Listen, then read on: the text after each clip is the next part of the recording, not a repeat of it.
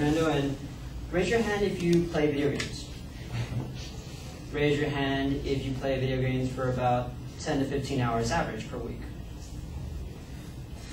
My topic is video games, and my main claim is being addicted to video games is very harmful for males.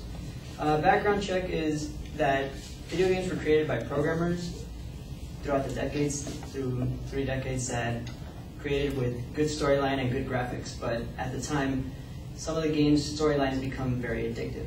Researchers have shown on anonymous online gamers that teenagers 13 to 18 years old, about 18 hours, males play video games about 18 hours per week, and females about 8 hours per week.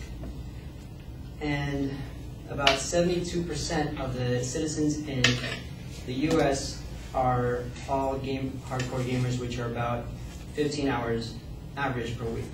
And about 4% are very, very hardcore gamers, which are about 50 hours average per week in the US. My claims, I will be talking about through claims that video games can change behavior, playing video games will make you lazy, and video games will result in poor grades. Types of behavior that changes through video games is anger and verbal abuse. An example in the past of a court case in February 17, 2011, Kendall Anderson, the age of 16, murdered his mom with a claw hammer for his PlayStation being taken away.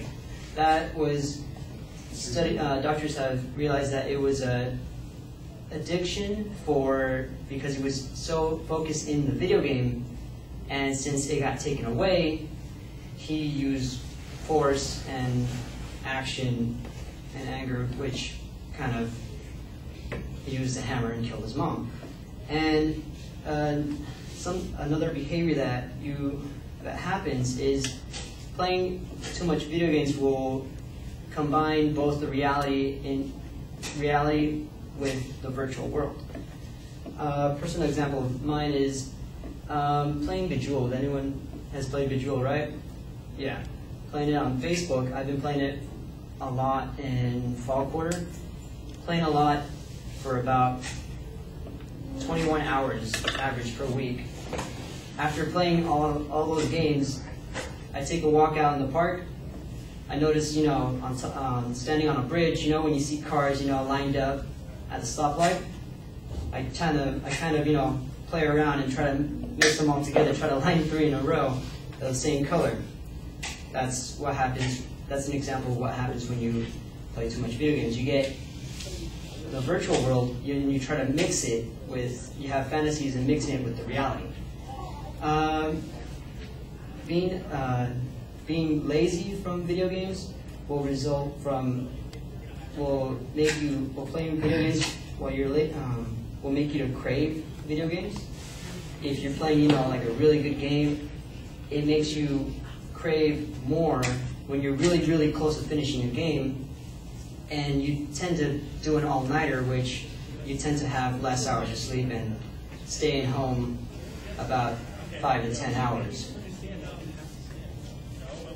And it gives you a feeling that if you return to the game, it makes you feel better. So if you don't want to be, outside or anywhere, you just want to keep playing that game. And resulting in poor grades of playing video games, I kid you not. This presentation that I have right now, I was procrastinating playing Team Fortress 2, and I did this in the last minute. I kid you not. This is a personal experience. And there has been data from researchers in Iman Sharaf's association between television, movies, and video games exposure, October 2006. There has been a graph. Showed a graph of excellent grades decreasing by 5% for each hour more that